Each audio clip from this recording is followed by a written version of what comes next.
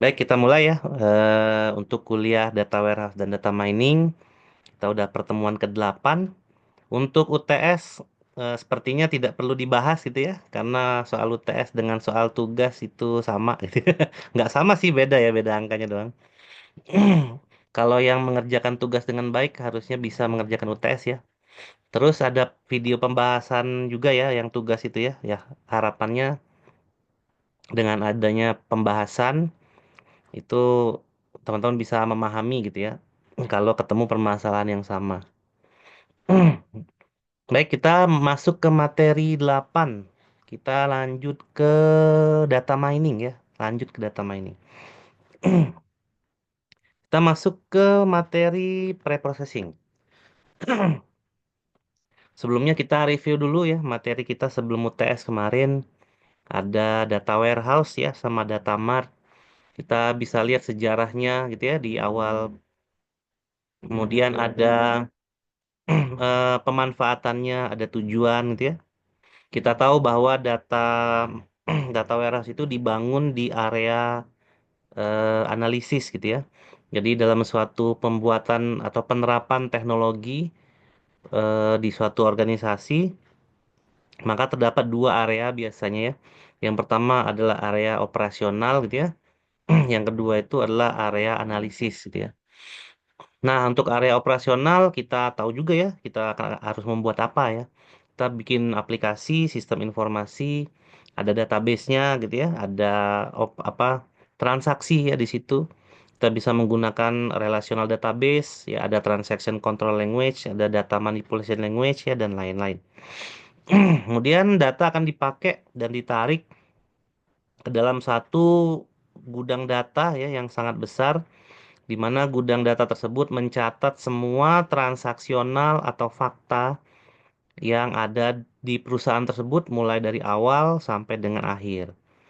Nah, kemudian fakta itu akan digunakan untuk membuat suatu analisis ya ke dalam tingkatan data yang lebih tinggi lagi ya.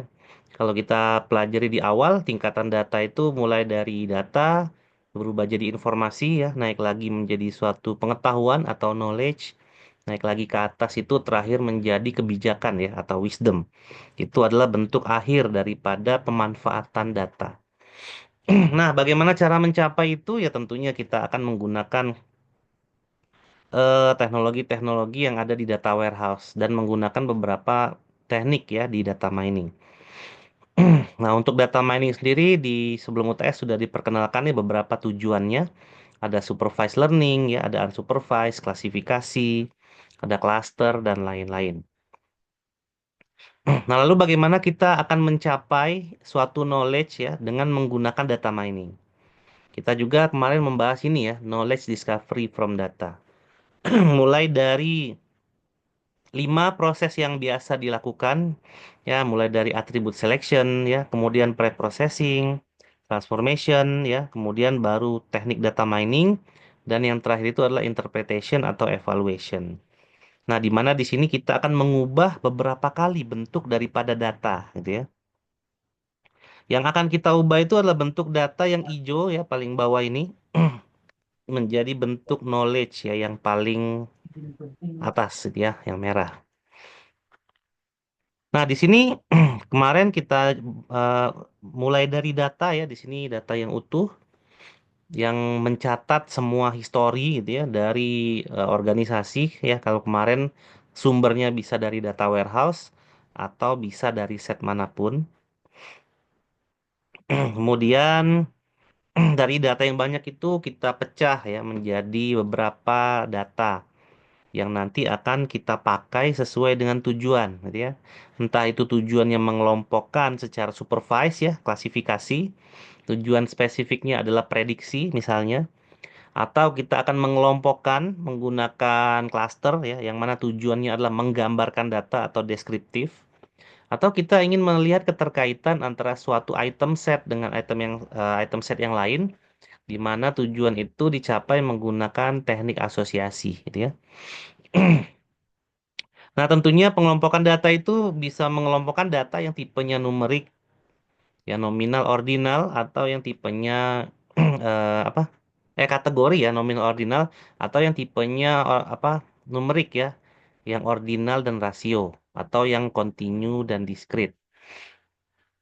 Nah, jadi kita akan mengubah beberapa bentuk data. Kemarin sebelum UTS kita sudah membahas tentang proses selection ya, mengubah data menjadi target data, di mana yang kita sudah contohin waktu itu tuh adalah menggunakan information gain. Ya, syarat information gain itu berarti tujuan kita adalah klasifikasi ya, karena dia supervise. Nah, supervise itu ciri-cirinya apa? Kita punya data dan data itu memiliki label kelas atau label kelompoknya, gitu ya.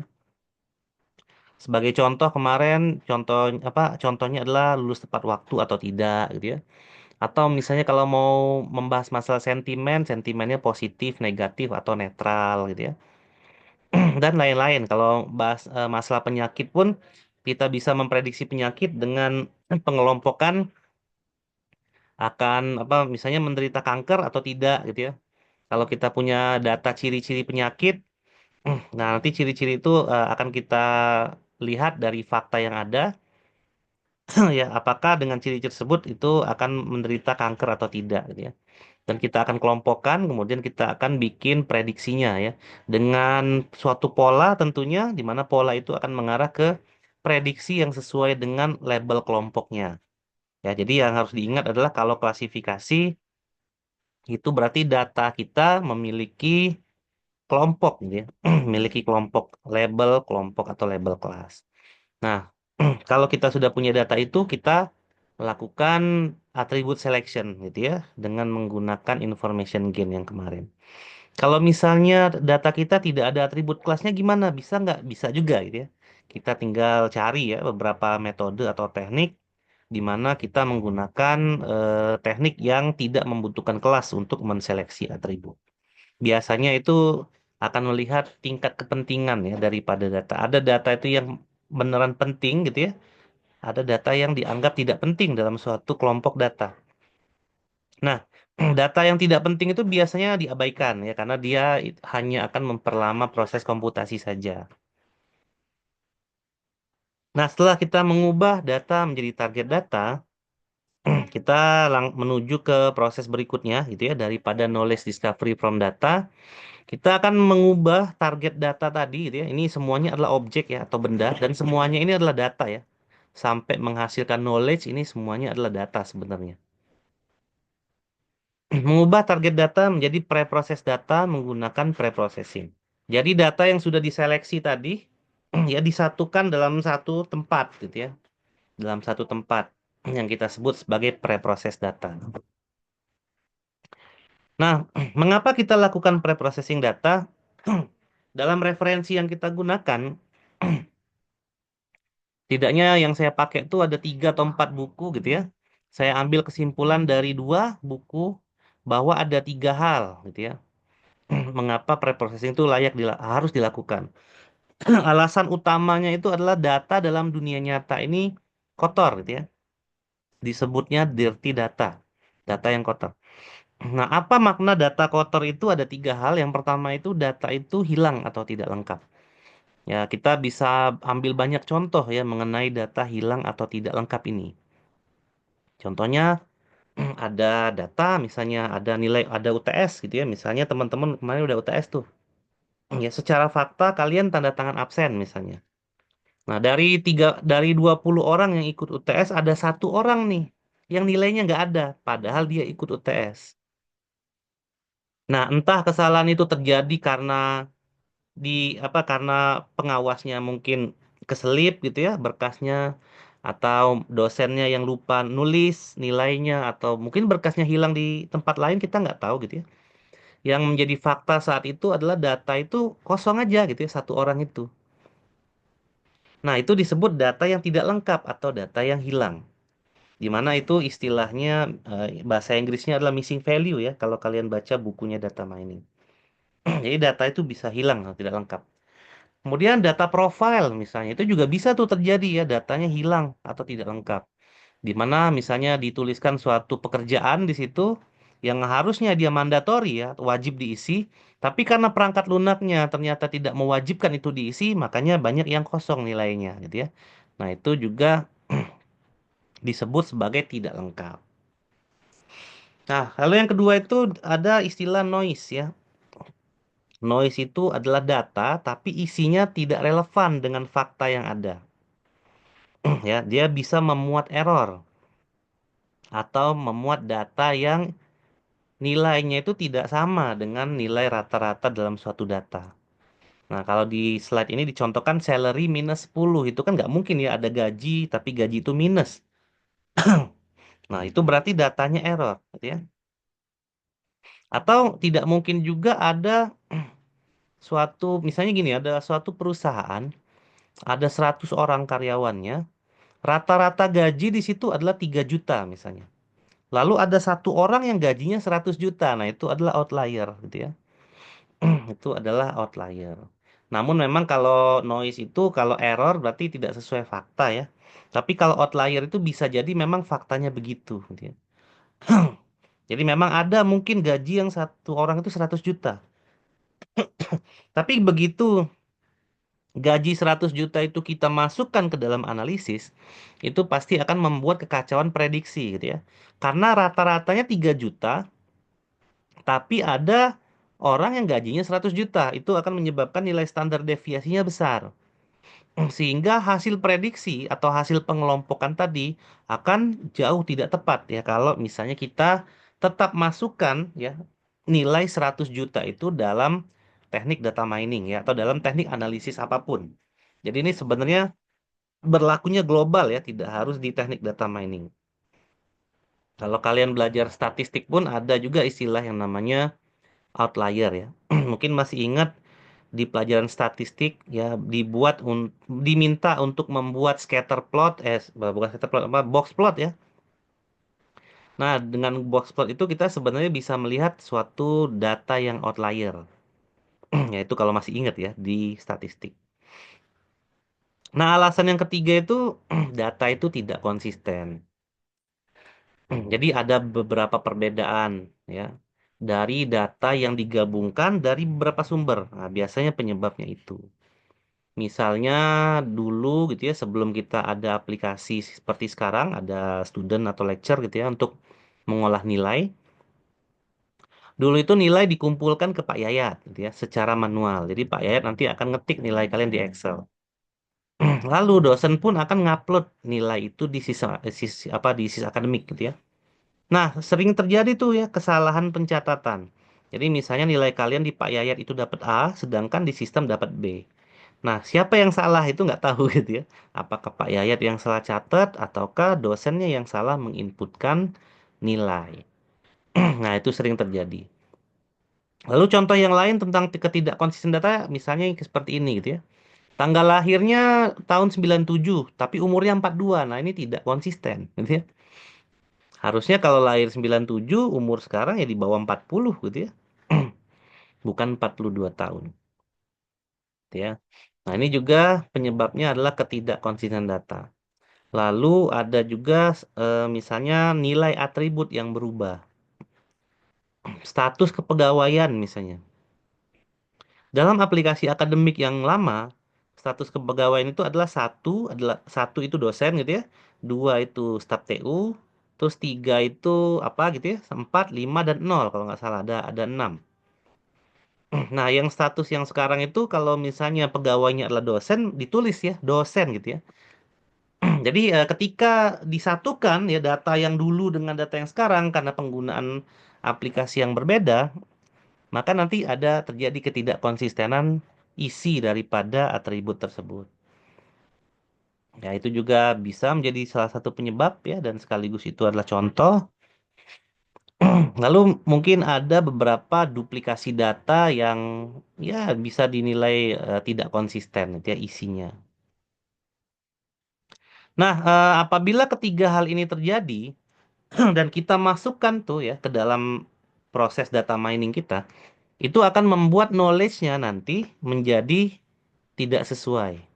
Karena kita lihat di knowledge discovery tadi ya, sebelum knowledge ini dihasilkan, kita akan menggunakan teknik data mining untuk membuat pattern atau pola. Nah, kalau misalnya data yang tadi tidak konsisten, ya noise, dan data yang hilang gitu ya, kita masukin semua data, maka nanti patternnya ini akan terganggu gitu ya. Kita tidak akan bisa membuat pola dari data yang nantinya akan merepresentasikan kejadian sebenarnya gitu ya. Nah, itu alasan mengapa kita lakukan teknik preprocessing. Dan sekali lagi ini berlaku umum ya kalau kalian belajar statistik atau kalau kalian punya teman, teman kalian itu adalah sarjana yang ngambil bidang statistik ya untuk sarjana, maka nanti ngomongnya pasti nyambung gitu ya dengan data mining karena memang irisan data mining paling besar itu adalah di statistik.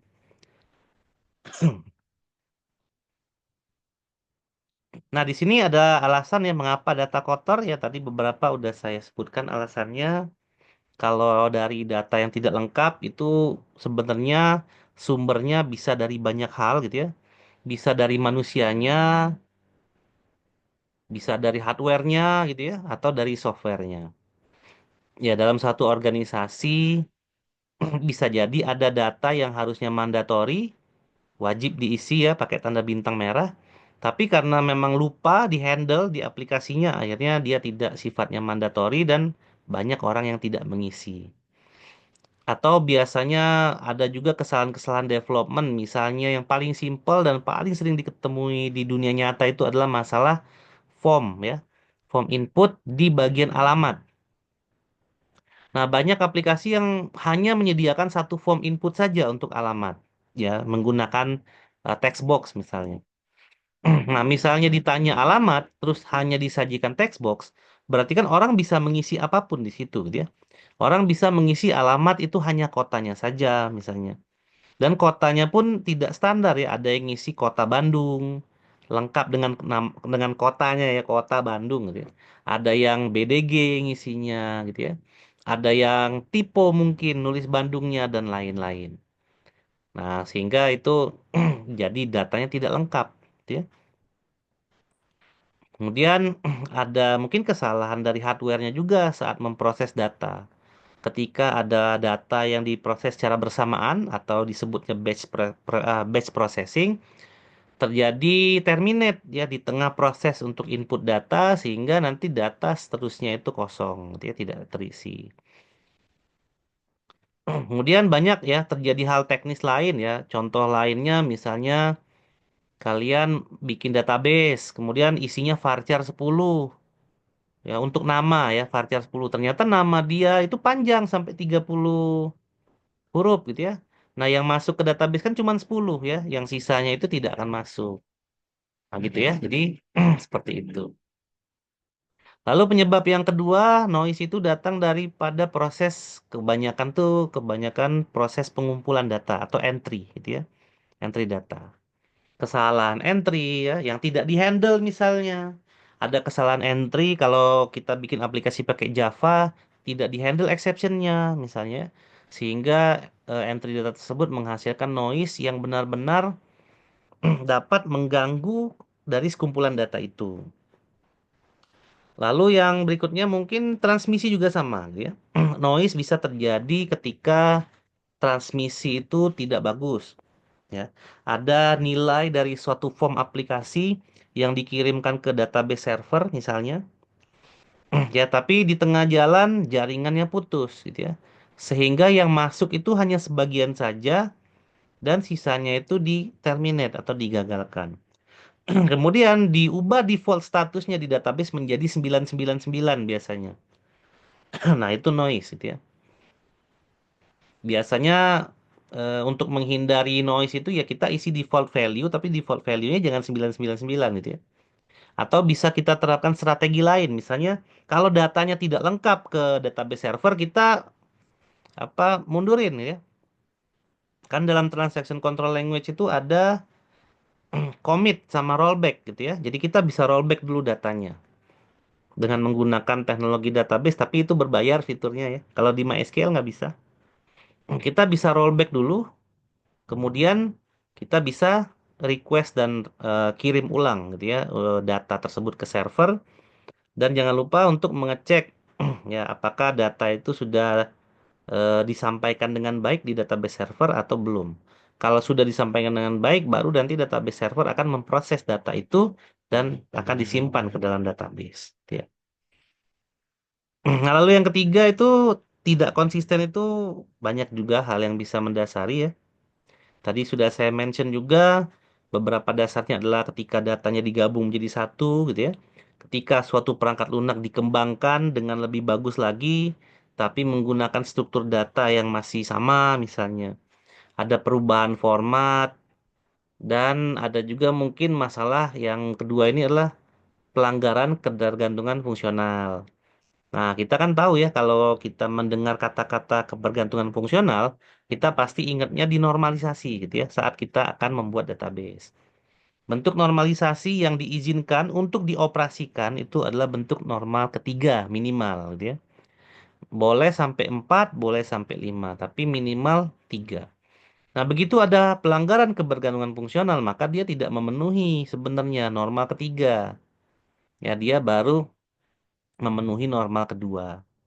Nah, ketika kita tidak ketemu masalah apa normalisasi tadi, itu pasti datanya tidak konsisten. Kalau teman-teman belajar database ya waktu itu, ingat nggak ada misalnya kesalahan input ya, kesalahan insert, kesalahan update dan kesalahan delete ketika ketemu data yang tidak konsisten atau database yang tidak konsisten, gitu ya. Nah, sehingga dia akan mengganggu ya ketika data di input begini jadinya ya kalau ada yang data yang diupdate jadinya begitu, delete juga begitu gitu ya. Jadi dia tidak konsisten. Di tabel A dia ada datanya, di tabel B dia kosong. Padahal A dan B itu ternyata memiliki relasi di database kan gitu ya. Nah, kalau misalnya terjadi hal seperti itu berarti dia melanggar apa kebergantungan fungsional, gitu ya. Karena kalau pergantungan fungsional itu kan A bergantung fungsional pada B ya. Berarti apa yang ada di A pasti juga ada di B gitu ya. Nah, itu salah satu penyebab ya mengapa data ada kotor. Dan banyak hal ya secara teknis ya baik manusia, hardware atau software yang menyebabkan data itu kotor di dunia nyata. Ya nggak usah jauh-jauh membahas perusahaan yang biasa-biasa aja ya. Sekelas perusahaan Google, Facebook, dan lain-lain. Itu pasti ada data yang tidak lengkap gitu ya. Nah, tapi mereka akan biasanya ya kalau udah terdeteksi data yang tidak lengkap, itu mereka pasti akan melakukan update ya terhadap aplikasinya dan akan membuat selengkap mungkin data tersebut sehingga data itu nanti akan layak untuk dilakukan analisis ya menggunakan teknik apapun ya. Mau tekniknya data mining, tekniknya statistik ya dan seterusnya. Nah, dalam data mining ya atau apapun itu ya, kalau kita ngomongin masalah data, database, data warehouse, maka sebenarnya di area operasional itu data yang kita pakai harus memenuhi beberapa standar kualitas data. Nah, ini secara detail mungkin akan dipelajari di mata kuliah Jaminan Kualitas Perangkat Lunak ya di semester 7. Nah, ini saya jelaskan sekilas saja ya untuk masalah kualitas data. Jadi, yang pertama, data itu harus akurat. Akurat itu maknanya apa sih? Akurat itu ya maknanya adalah data yang tercatat harus sesuai fakta. Nah, itu namanya akurat. Jadi faktanya misalnya IPK-nya 3,5, ya yang tercatat juga 3,5, gitu ya. Terus misalnya ada profil jenis kelaminnya laki-laki, ya kenyataannya laki-laki, ya itu adalah akurat. Kemudian yang kedua itu data itu harus lengkap ya. Jadi kualitas data dapat diakses dalam bentuk kelengkapannya. Suatu data itu kan biasanya menceritakan suatu peristiwa, gitu ya. Contohnya seperti perkuliahan. Nah, gitu ya. Peristiwanya perkuliahan. Data yang dicatat itu apa aja? Ada jadwal, gitu ya. Ada nilai, ada dosen, ada mahasiswa, ada ruang kelas, dan lain sebagainya. Ya, jadi kalau misalnya dalam suatu peristiwa data itu dicatat dengan sangat lengkap, maka kelengkapan data bisa diyakinkan ya bahwa data itu memang lengkap gitu ya. Lalu yang ketiga, kualitas data dapat diakses dalam bentuk konsisten ya, konsistensi. Misalnya biasanya ya konsistensi data ini ada di atribut yang sifatnya bergantung pada atribut lain. Atau dalam bahasa Inggris atau dalam istilahnya kita sebut sebagai derived attribute. Contohnya yang tadi gitu ya. Ada tanggal lahir, ya tahun lahirnya tahun 97, berarti kan umurnya harusnya berapa gitu ya. Nah, umur itu kan berarti adalah atribut yang bergantung pada tanggal lahir. Nah, sehingga atribut umur itu disebut sebagai derived attribute. Atribut yang bergantung pada atribut lain. Lalu yang keempat, kualitas data dalam bentuk ketepatan waktu. Ketepatan waktu itu ada artinya adalah apa yang tercatat sekarang dicatat sekarang gitu ya. Apa yang tercatat kemarin ya dicatatnya kemarin, bukan yang kemarin dicatat sekarang gitu ya. Atau yang besok dicatat sekarang itu juga salah. Jadi ketepatan waktu itu bisa menentukan kualitas data. Jadi misal saya transaksi di aplikasi Tokopedia nih gitu ya. Saya check outnya sekarang, maka tercatatnya sekarang. Lalu saya transfer nih. Kemudian transfer saya langsung diverifikasikan di sistemnya secara otomatis, kemudian nyampe notifikasinya ke seller dan seller mengirim barang ya sesuai dengan estimasi pengiriman barang. Nah, itu ketepatan waktu ya. Hal yang berikutnya adalah kepercayaan.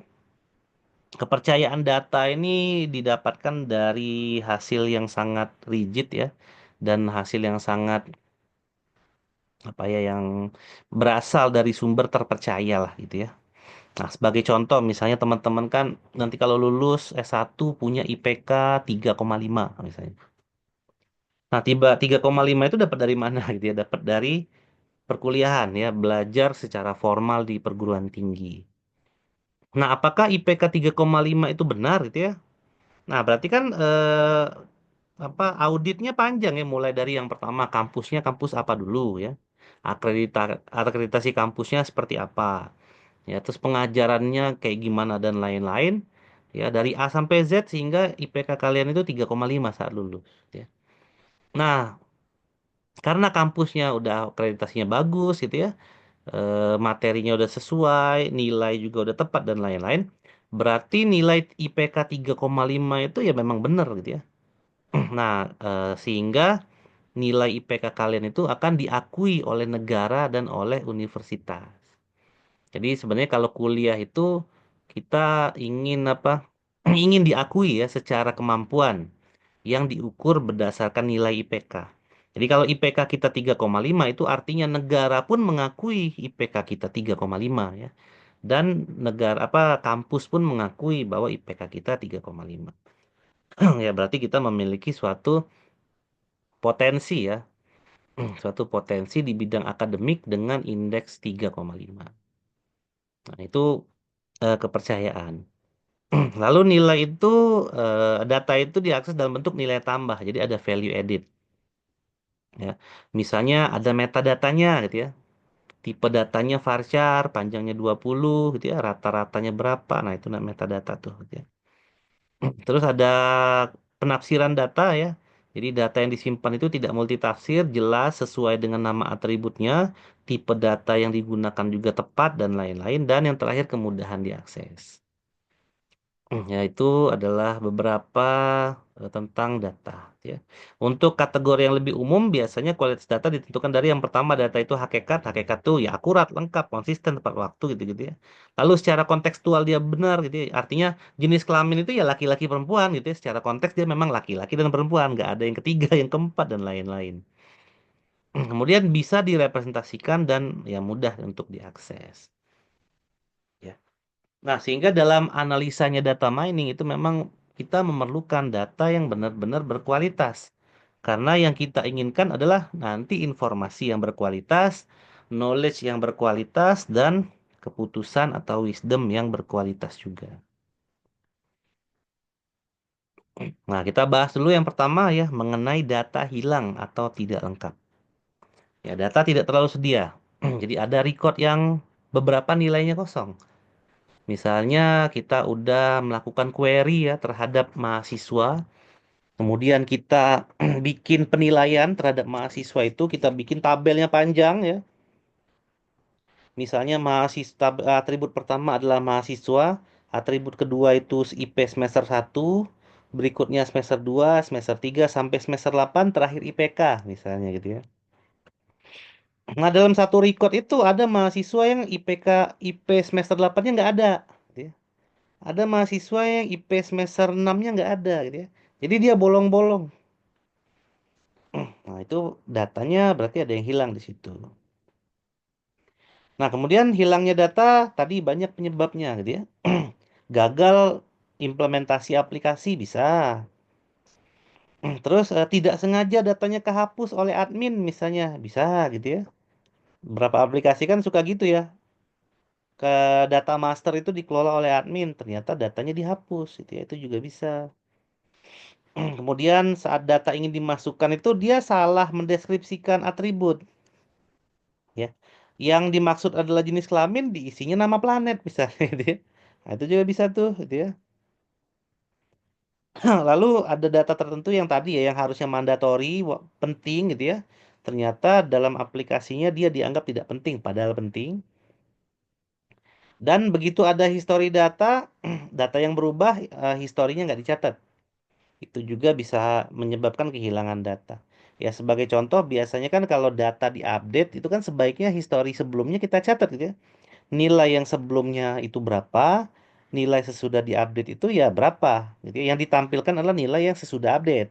Tapi nilai yang sebelum update itu sebenarnya harus bisa tetap diakses ya. Lalu jangan lupa untuk masalah update dan delete, itu history lognya harus ada. Artinya yang update datanya siapa, yang ngubahnya siapa, gitu ya. Terus dia mengubah jadi dari apa menjadi apa. Yang menghapus juga sama, yang ngapus siapa, terus yang dihapus itu apa datanya. Itu harus ada tuh lognya. Kalau insert udah otomatis ada log ya, karena yang masukin data itu adalah orang yang sudah memiliki akses ya untuk memasukkan data tersebut. Nah, apabila data ini hilang, kita harus ngapain sih gitu ya? Nah, cara yang paling mudah tapi tidak efektif dan sangat tidak efektif ya. Dan memang itu adalah cara terakhir adalah kita abaikan. Jadi kalau ada atribut nih ya, yang mana atribut itu misalnya dari 100 orang yang ikut nilai UTS, yang ikut UTS misalnya, ada 100 orang yang ikut UTS. Ada setengahnya yang nilainya nggak ada. Jadi hanya 50 yang nilainya ada. 50 lagi nggak ada tuh. Terus UTS itu mau kita masukkan menjadi atribut yang akan kita analisa apa enggak gitu ya.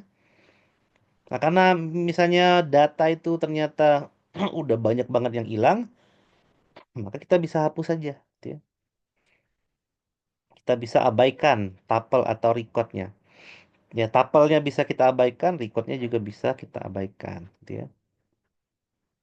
Cuman ini adalah cara terakhir ya, tapi tidak efektif karena sebenarnya data yang hilang tadi memang tidak tercatat. Tapi kalau misalnya akan menghapus satu record, belum tentu dalam satu record itu data yang hilang tuh banyak ya. Karena ada pun data yang berisi itu penting bagi analisa suatu data, gitu ya. Misalnya si Jono ternyata IP semester 7-nya aja nggak ada. IP semester 1 yang sampai 8 lainnya ada kecuali 7. Ya masa si Yono kita hapus gitu ya dari analisa kan nggak mungkin. Yono tetap masuk gitu ya. Nah, yang kedua, kita bisa lakukan yang namanya reconstruction data. Ya, atau di dalam beberapa buku ya yang lain itu disebutnya imputation ya. Imputation itu kita merekonstruksi data. Merekonstruksi ini bukan memanipulasi ya, tapi kita berusaha untuk membangun ulang data tersebut. Di mana untuk membangun ulang data itu kita harus pastikan untuk tingkat kepercayaannya tinggi. Makanya kita bisa lakukan dengan berbagai macam cara, gitu ya. Jadi bukan asal menebak ya, bukan misalnya IPK, kira-kira IPK semester 7-nya Yono berapa ya? Udah isi 3 aja, bukan gitu ya, bukan asal ngisi ya. Tapi kita bisa menggunakan beberapa teknik. Yang pertama adalah yang manual, isi sendiri gitu ya. Nah, gimana cara ngisinya bebas aja, nggak bebas sih sebenarnya, bisa menggunakan beberapa teknik gitu ya. Nah, tapi kalau manual itu melibatkan manusia sebenarnya. Jadi pertimbangan manusia tentunya akan lebih akurat ya daripada pertimbangan mesin. Itu adalah teknik yang paling baik, tapi ya bayangin aja ada 100.000 data yang kosong 30%-nya gitu ya. Wah, itu pasti 100.000 data manual satu-satu lumayan juga ya untuk merekonstruksi datanya. Jadi pasti bosen dan ya harganya mahal. Satu hari mungkin hanya bisa merekonstruksi 1.000 data gitu ya. Jadi kita butuh sebulan lebih gitu ya untuk merekonstruksi data aja. Dan dalam banyak kasus itu nggak mungkin dilakukan gitu ya. Kalau datanya dikit sih masih bisa ya. Kalau datanya banyak itu udah nggak mungkin dilakukan. Nah, cara yang paling mungkin apa? Yang pertama yang berikutnya adalah menggunakan suatu teknik ya atau suatu metode kita coding kemudian akan mengisi secara otomatis menggunakan metode tadi. Ya, misalnya kita bisa gunakan statistik sederhana aja. Nilai rata-ratanya misalnya. Di semester 7 kan cuman Yono doang nilainya yang nggak ada tadi ya. Berarti teman-temannya ada. Dari 100 orang, 99 orang tuh ada nilai semester 7-nya gitu ya. Yono doang nih nggak ada. Masa Yono dihapus gitu ya? Karena Yono tuh yang nggak ada semester 7 doang, sisanya ada gitu ya. Nah, gimana caranya kita rekonstruksi si nilai Yono tadi? Walaupun nilai rekonstruksi kita tadi belum tentu itu adalah fakta gitu ya. Kita rekonstruksi dulu dengan nilai rata-ratanya. Nah, kita cari tuh nilai rata-rata kan gampang ya. 100 nilai itu ditambahkan dibagi 100 gitu ya. Karena tadi 99 berarti 99 nilai ditambahkan dibagi 99. Dapatlah hasilnya. Misalnya hasilnya 3,1. Ya udah 3,1 ditaruhlah di nilai semester 7-nya Yono. Gitu ya. Atau menggunakan min atau median itu juga bisa gitu ya. Atau kita juga bisa menggunakan metode regresi gitu ya untuk mengisi data yang hilang. Teman-teman kan udah belajar regresi linier ya, non linier di metode numerik ya. Digunakan untuk memprediksi misalnya nilai berikutnya berapa sih gitu ya. Nah, kita bisa gunakan teknik itu ya untuk eh, mengisi nilai yang tipenya numerik gitu ya.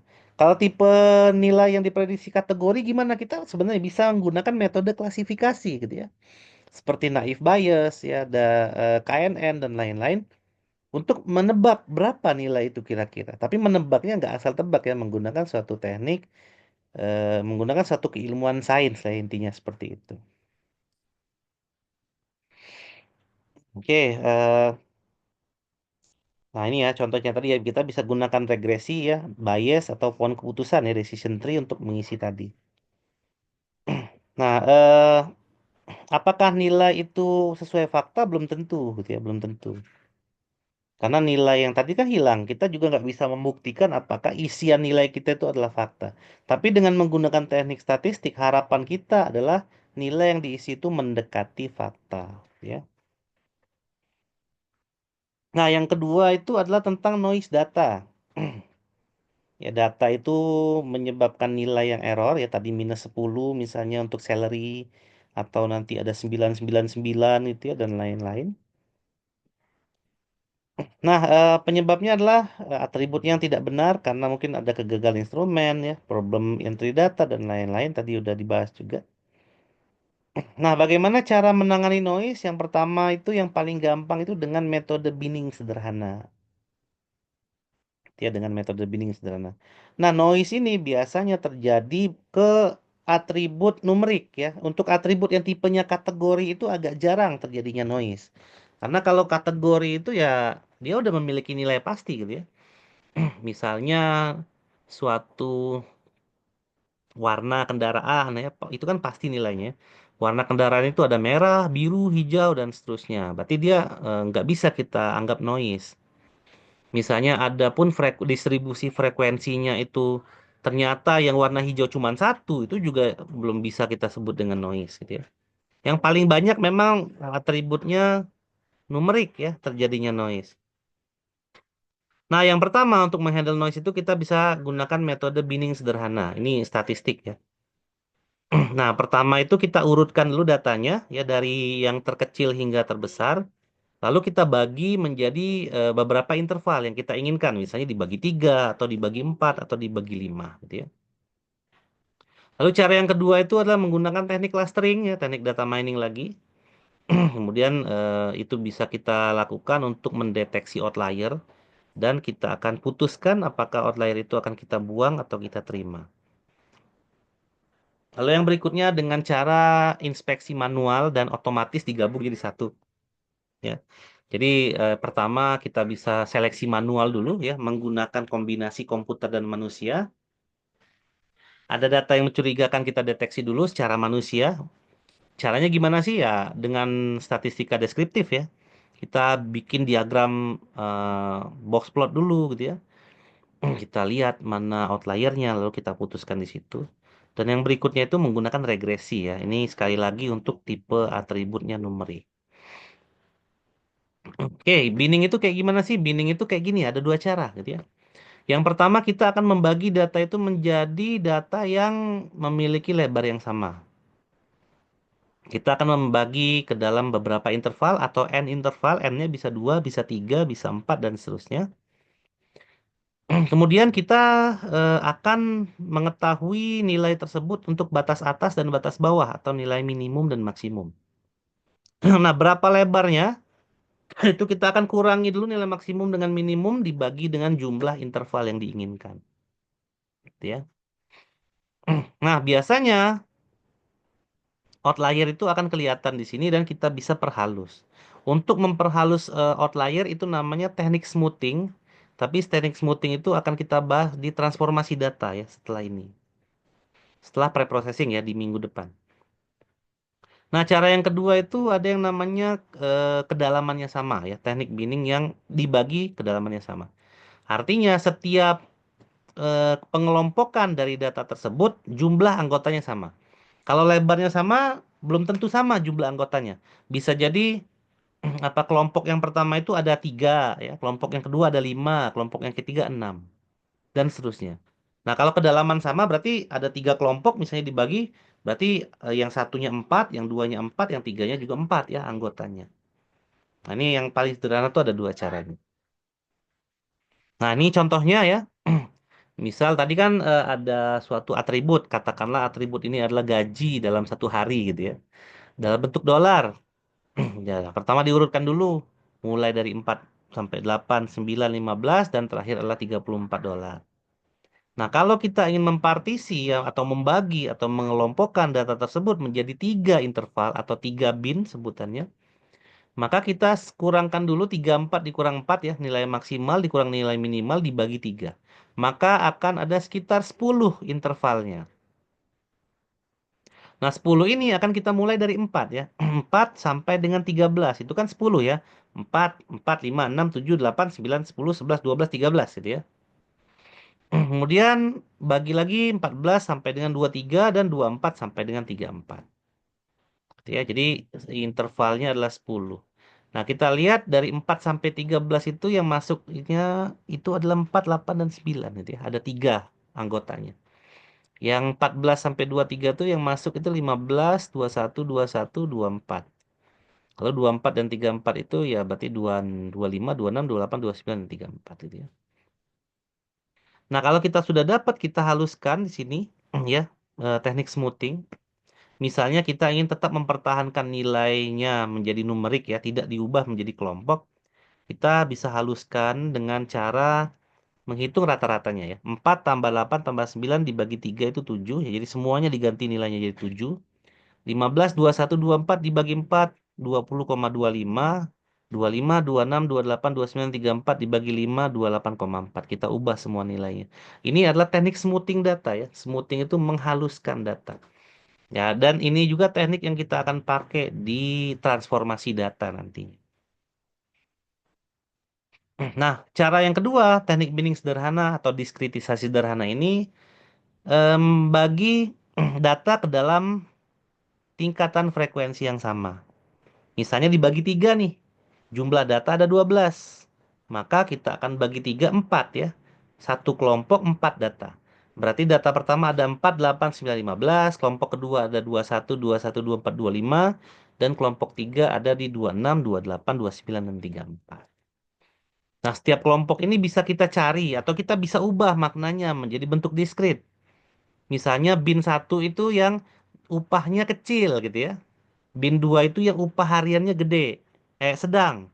Dan bin 3 itu yang upah hariannya besar gitu ya. Jadi data tadi yang tipenya tadi numerik kita bisa jadikan kategori dengan menggunakan teknik binning, tapi ini nanti bahasan detailnya ada di di transformasi data ya.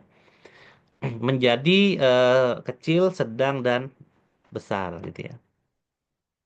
Nah, ini bisa menangkap outlier. Jadi kalau ada outlier, misalnya ada satu orang nih, ada ada satu harga tiba-tiba habis 34.000 kan jauh banget ya 1.000 itu ya.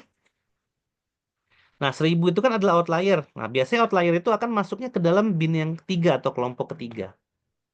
Jadi dia akan masuk ke kelompok yang kalau kita bagi ke tinggi apa kecil, sedang dan tinggi, dia akan masuk ke kelompok yang tinggi gitu ya. Karena tidak ada kelompok yang sangat tinggi di situ karena hanya dibagi menjadi tiga kelompok. Kemudian setelah bin tadi dengan menggunakan teknik cluster gitu ya. Nah, kita bisa gambarkan klasternya. Misalnya yang hijau-hijau ini data berkelompok di sini gitu ya. Terus ada yang biru-biru ini adalah outliernya gitu ya. Jadi ada data yang menyimpang dari kelompoknya. Nah, kalau udah kayak gini ini berarti kita jangan pakai datanya karena penyimpangan ini udah terlalu jauh ya dengan kelompoknya. Nah, clustering itu salah satu dari teknik data mining ya. Dan itu kita bisa pakai untuk pre-processing data. Lalu yang berikutnya dengan memanfaatkan regresi linear. Nah, gitu ya. Ini kita bikin ini data yang biru-biru nih misalnya, yang biru-biru kecil ya. Jadi data itu ini ya, ini gini ya datanya ini. Nah, begini gitu ya. Nah, ini kan menyimpang nih satu nih ya. X1Y1 ini kan menyimpang datanya ya. Nah, bagaimana agar data ini tetap kita pakai gitu ya. Tapi kita tidak inginkan dia bentuknya outlier. Maka kita bisa smoothing namanya tadi ya. Transformasi data ya. Kita bisa turunkan nilainya ke nilai garis linearnya. Kan kalau regresi linear kan ada persamaan linear ya. Nah, kita bisa manfaatkan persamaan linear itu. Nah, regresi linear pun bisa kita pakai untuk mengisi nilai yang kosong tadi atau nilai yang hilang. Caranya gimana? Sama aja caranya. Anggap aja data yang ini kosong gitu ya. Berarti berapa nilai X1Y1? Misalnya X1Y1 ini kosong. Berapa nilainya? Ya, kita bisa isikan dengan nilai dari persamaan regresinya gitu ya.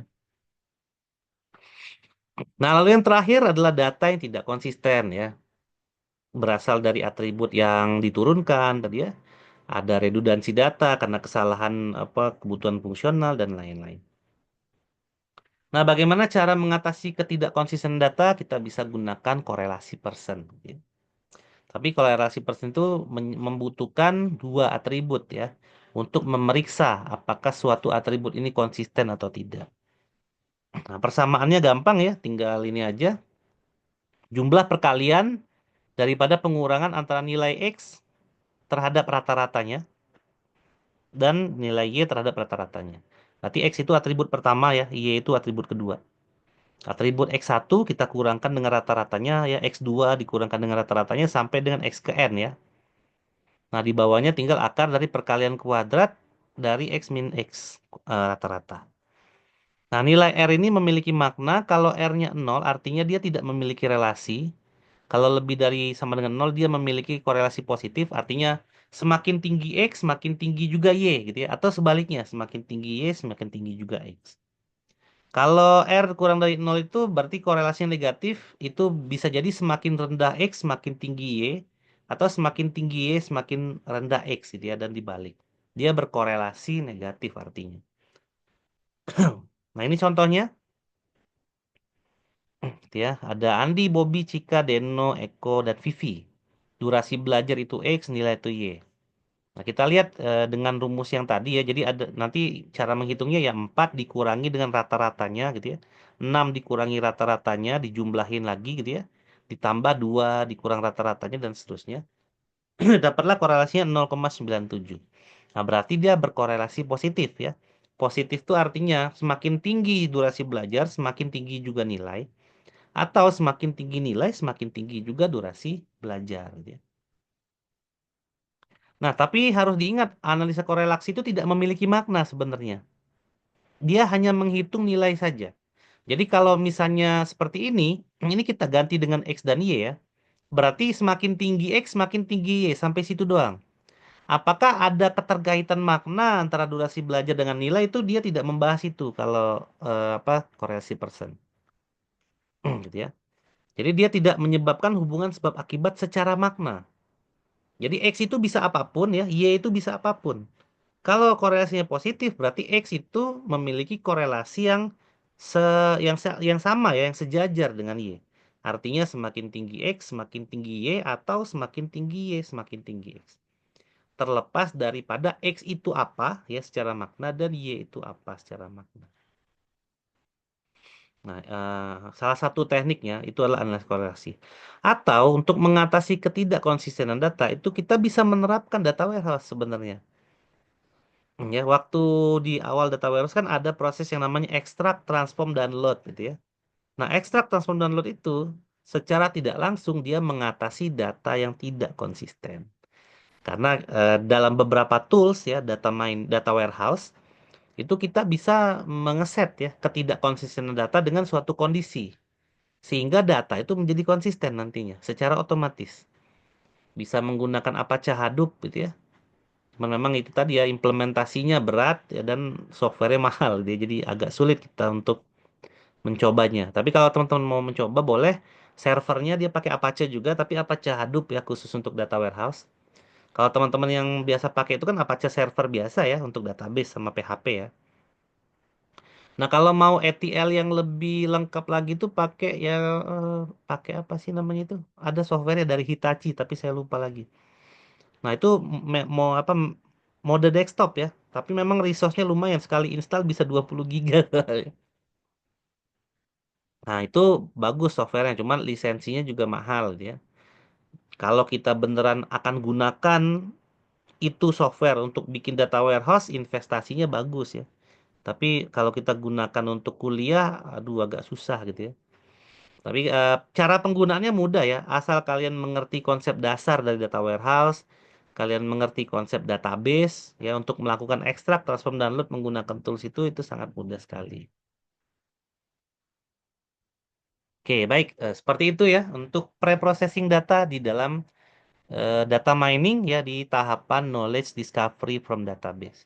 Nah, minggu depan kita akan masuk ke transformasi ya. Jadi kalau tadi tadi udah apa? Pre-processing transformasi. Baru minggu depannya lagi kita akan masuk ke data mining ya. Ada klasifikasi, klaster, dan asosiasi. Habis itu ada tugas biasa ya. Habis itu kita UAS ya di Januari. Hmm. Baik, seperti itu ya kira-kira pertemuan pada hari ini. Sebelum saya akhiri, apakah ada pertanyaan dulu? Enggak kan gampang kan? Biasanya data mining ini jadi top trending topik tugas akhir ya untuk mahasiswa DSE. Kayak yang sekarang aja dari 100 orang mahasiswa DSE itu 57 orang ngambil topik data mining. Ya, kalau AIG biasanya kebanyakan ngambil AI juga ya, tapi mirip-mirip ya proses AI dengan proses data mining ya. Kurang lebih lah sama. Bedanya kalau AI datanya ada gambar gitu ya. Ada video dan lain-lain, ada teks ya. Kalau di data mining jarang, biasanya datasheet ya, datanya bentuknya tabel biasanya. Oke, ada pertanyaan? Tidak? Aman? Aman, aman. Kalau misalnya masih pengen dipelajari, bisa ke referensi ya yang kita pakai gitu ya. Bisa dibaca sedikit sambil santai, sambil santai. Baik, sepertinya tidak ada yang ditanyakan sih.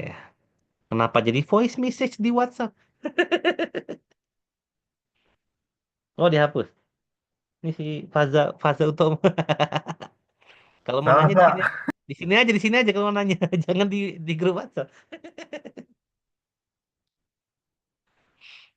Oke, ya udah kalau tidak ada yang ditanyakan, eh, jangan tanya Pak UASnya gimana, jangan nanti masih lama ya UAS ya, jadi ditanya dulu. Tapi ya UAS adalah materi setelah UTS, karena materi setelah UTS kita akan banyak hitung-hitungan ya. Ya, jadi nanti siapin kalkulator biasa. Baik, kalau tidak ada itu dulu mungkin ya materi kita pada hari ini. Ini direkam ya, jadi nanti rekamannya saya akan share. Kalau ada teman-teman menemukan mungkin kesalahan dari presentasi saya boleh di koreksi gitu ya di grup gitu ya. Baik, itu saja dari saya. Terima kasih atas kehadirannya. Terima kasih juga untuk yang sudah membuka kamera. Yang tidak membuka kamera sama-sama aja gitu. Itu saja dari saya. Terima kasih. Wassalamualaikum warahmatullahi wabarakatuh. Waalaikumsalam. Waalaikumsalam Waalaikumsalam warahmatullahi warahmatullahi Waalaikumsalam wabarakatuh. warahmatullahi Baik, wabarakatuh. terima wabarakatuh. kasih semuanya. Untuk DWDM kita tetap online ya, karena memang di setnya online kelasnya ya, tidak offline ya. Baik, saya izin ya menutup kelas. Selamat sore. Sore, Pak.